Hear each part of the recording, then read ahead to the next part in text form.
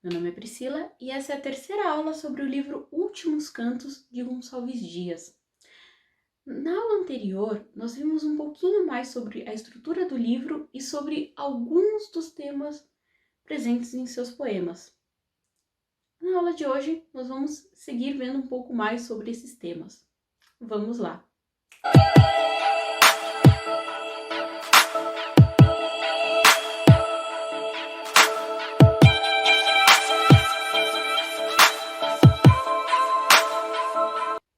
Na última aula, a gente apresentou alguns dos temas que aparecem nesses poemas, como a questão do guerreiro indígena, da honra, sobre como você precisa ser corajoso e você não pode temer a morte. Na aula de hoje, a gente vai começar também falando sobre uma Índia, mas uma Índia que não era puramente indígena, que é Marabá, que é um dos poemas mais conhecidos de Gonçalves Dias também. O que tem de muito inovador em Marabá é porque ele apresenta uma mulher que tem todas as características de uma mulher branca. Ela é loira, tem os olhos claros e tem a pele branca. Porém, essa mulher vive em uma comunidade indígena que a rejeita, que não a quer justamente por essas características.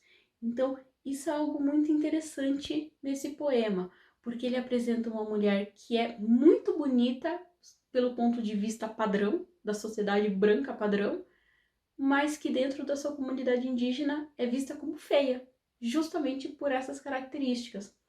Então, você tem essa questão do preconceito sob a perspectiva indígena. Isso também é muito interessante para fazer um contraponto. Obviamente, Gonçalves Dias sabia que a sociedade branca em que ele vivia era racista. Ele tinha sofrido, já tinha sofrido por causa disso e ainda ia sofrer mais por conta do racismo da sociedade branca da época. Mas, quando ele muda essa perspectiva, ele traz esse estranhamento, ele faz com que o leitor pense sobre isso, ele faz com que o leitor reflita sobre a questão do preconceito, que é uma coisa muito interessante e que também é algo que interessa muito a ele, a questão da reflexão do preconceito, além da questão do não pertencimento. Gonçalves Dias, como um homem de origens indígenas e talvez negras, sendo criado numa sociedade branca, essencialmente portuguesa, afinal de contas ele foi criado no Brasil, mas em uma família portuguesa. Ele tinha essa questão de o quanto eu pertenço a esse lugar, que é o que acontece com a protagonista de Marabá, com o eu lírico de Marabá. Ela se sente parte daquela comunidade, ela se sente indígena, mas os outros indígenas ao redor não veem ela dessa forma. Então tem toda essa questão do estranhamento. Essa questão do sofrimento de alguém que não é aceito na sociedade em que vive pelas suas origens vai aparecer também em Canção de Bujargal e Agar no Deserto. Porém, aqui não estamos mais falando de pessoas de origens indígenas, estamos falando de pessoas negras. Com relação a Agar no Deserto, talvez quem tem mais familiaridade com a Bíblia, que é de onde sai essa história do livro de Gênesis, talvez essa pessoa não pense tanto em Agar como uma escrava, uma pessoa negra. O que sabemos pela Bíblia é que ela é uma escrava egípcia. Porém, sabe-se que os egípcios da época da Bíblia eram negros. Além disso, existe uma relação muito óbvia entre a condição de mulher escravizada de Agar e a condição de mulher escravizada de tantas mulheres negras do Brasil do século XIX. Isso indica que, muito provavelmente, temos uma protagonista negra. Até então, a população negra ela aparecia muito pouco em livros e não de uma maneira muito lisonjeira. Então, você trazer uma mulher negra, uma mulher escravizada para o centro da narrativa, no caso não da narrativa, mas do poema, perdão, é uma coisa muito inovadora. Bom, além disso, algo que há de muito inovador em Agar no Deserto é a apresentação de Agar e seu filho Ismael como tão dignos do amor de Deus quanto Sara e Isaac, a família legítima de Abraão. Então, a partir do momento em que Deus envia seu anjo para consolar Agar e que ela ouve que ela não será mais escrava, mas sim rainha de um grande povo, de novo, quem tem familiaridade com a Bíblia sabe que estou falando do povo árabe, a gente tem uma mudança completa na condição social dessa mulher. E a gente entende que Deus vê ela como alguém merecedora de coisas boas, merecedora de uma vida melhor. Isso, novamente, é algo muito revolucionário para essa época. Leis anti-escravagistas estavam apenas começando a ser aprovadas no Brasil. Algo um pouco diferente, mas também relacionado à mudança de condição social, vai aparecer em Canção de Bug-Jargal, no qual o eu lírico nos conta que ele era rei na sua terra e ele foi capturado e passou a ser escravo em terra estranha, em terra estrangeira. Então, Agar sai de uma condição de mulher escravizada para uma condição de rainha. Então, ela ascende socialmente. O que a gente vai ter com o eu lírico de Canção de Bug-Jargal é exatamente o contrário. Eu era rei e agora eu sou escravo. Agora eu sou humilhado por pessoas que são iguais a mim, intelectualmente, em vários sentidos, mas estou aqui nessa condição. E o que nos dá esse indício é quando ele fala à sua amada, que é uma mulher branca e livre. E quando ele diz que, quando ele mostra a injustiça de seu tratamento. Afinal de contas, ele também sabe amar, cantar e sofrer, como qualquer homem branco. Isso também é muito inovador. Se a gente for parar para pensar em algumas das teorias racistas do século XIX, havia essa ideia de que o homem branco ele era em todos os sentidos muito superior a todos os outros homens, a pessoas de todas as outras raças.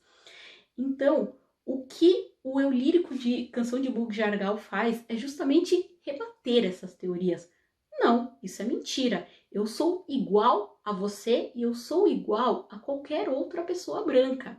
Eu tenho os mesmos sentimentos que vocês, eu também já estive em uma condição melhor, na qual eu era rei, e eu não mereço esse tratamento. Você é branca, eu sou negro, tudo bem, mas é isso. Essa é a nossa diferença. No mais, somos todos iguais.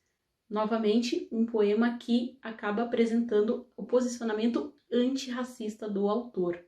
Bom, agora a gente vai mudar um pouquinho o tema, a gente vai falar um pouco sobre a questão do romantismo europeu e a sua influência na obra Últimos Cantos. Como a gente falou anteriormente, Gonçalves Dias viveu alguns anos em Portugal. Ele viveu de 1838 a 1845 lá. Por conta disso, ele conheceu uma série de românticos portugueses. Mas isso não significa que ele só conhecia os românticos portugueses. Ele também lia os românticos europeus como um todo, como Victor Hugo, Lord Byron e outros também bastante conhecidos em sua época. Por conta disso, é impossível não perceber a influência da literatura europeia nos poemas de Últimos Cantos, principalmente nos poemas de poesias diversas e hinos. Quais características vão aparecer? E não apenas características românticas. Existe também uma influência de outros períodos literários. Um período literário que tem influência sobre Últimos Cantos é o trovadorismo. A gente vai ter alguns poemas, como por exemplo Por um Ai, que vai apresentar características de trova, dessas trovas galego-portuguesas. A gente vai ter, por exemplo, essa questão da rima, que é muito certinha, o tipo de fala. A gente vai ver isso um pouquinho melhor na próxima aula, que a gente vai discutir os aspectos formais. Mas fiquem com isso na cabeça. Alguns poemas, como Por um Ai, têm influência muito forte do trovadorismo. Outro poema que tem influência do trovadorismo é Leito de Folhas Verdes, que é um poema indianista.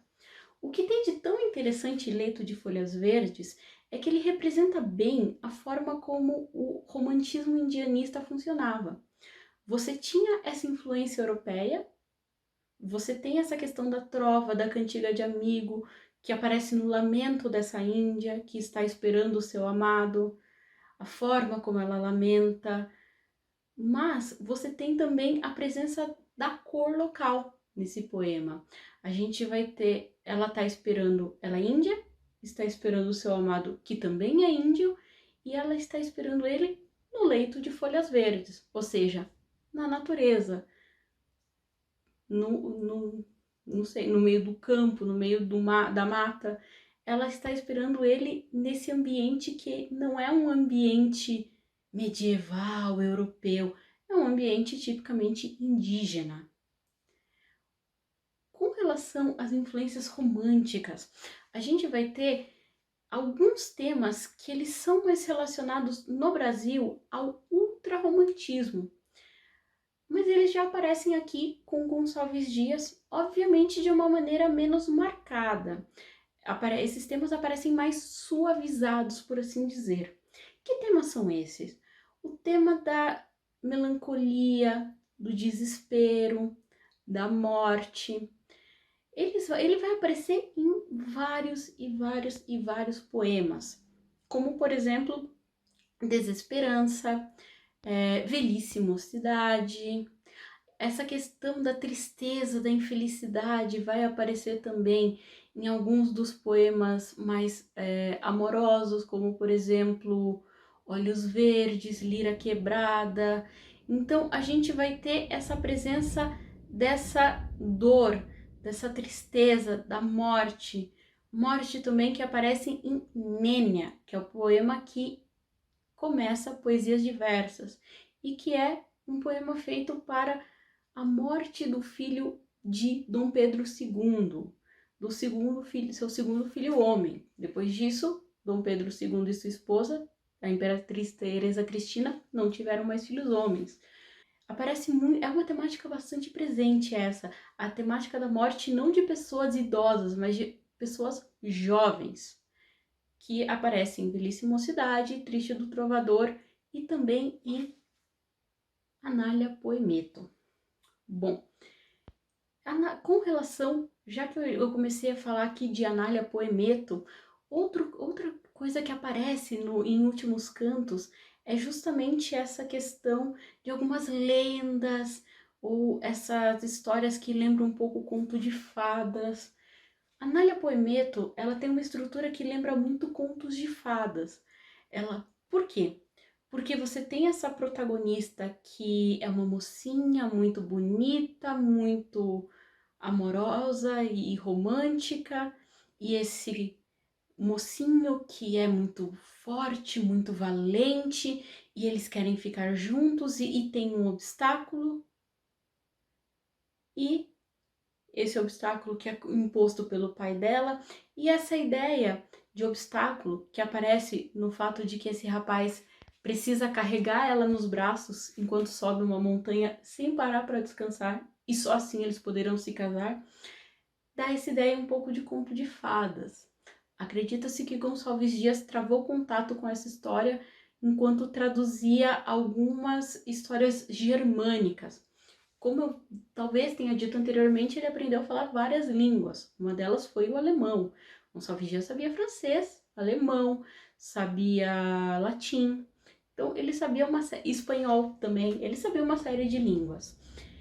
E ele também atuou como tradutor e foi assim, acredita-se que foi assim que ele travou contato com histórias parecidas com Anália Poemeto. Outros poemas que eles têm essa coisa um pouco mais, não necessariamente fabulosa, mas essa coisa um pouco mais épica ou lendária, são justamente Ijucapirama e O Gigante de Pedra. Em O Gigante de Pedra, nós temos essa figura desse gigante adormecido e em Ijucapirama, a estrutura de Ijucapirama lembra muito as epopeias gregas, obviamente adaptada para uma versão com a cor local, mas tem essa estrutura um pouco de epopeia grega, é dividido em cantos, no caso 10 cantos, você tem essa figura desse herói, desse guerreiro, que no final das contas, apesar da sua morte, os seus valores, a sua coragem, a sua bravura prevalece. Nas epopeias gregas, a gente tinha a figura do Aedo, que era quem cantava as glórias dos heróis gregos. A gente não tem um Aedo em Jucapirama, mas ao final, no último canto, nós temos esse narrador Timbira, que funcionaria como esse Aedo grego, contando as glórias desse guerreiro tupi. Outro poema que também tem, já voltando a poesias diversas, que tem essa questão um pouco de fábula, é A Concha e a Virgem, que a gente tem essa moça, essa virgem, que fala com uma concha. Então a gente tem essa questão de você falar com um objeto inanimado, normalmente, que tem esses ares de fábula, de conto de fadas. Bom, por hoje ficamos por aqui. Na próxima aula a gente vai falar um pouco sobre os aspectos formais de Últimos Cantos e não se esqueçam de deixar o like, se inscrever no canal e também acompanhar o nosso perfil no Instagram. E fiquem em paz, boa prova, bons estudos e até a próxima!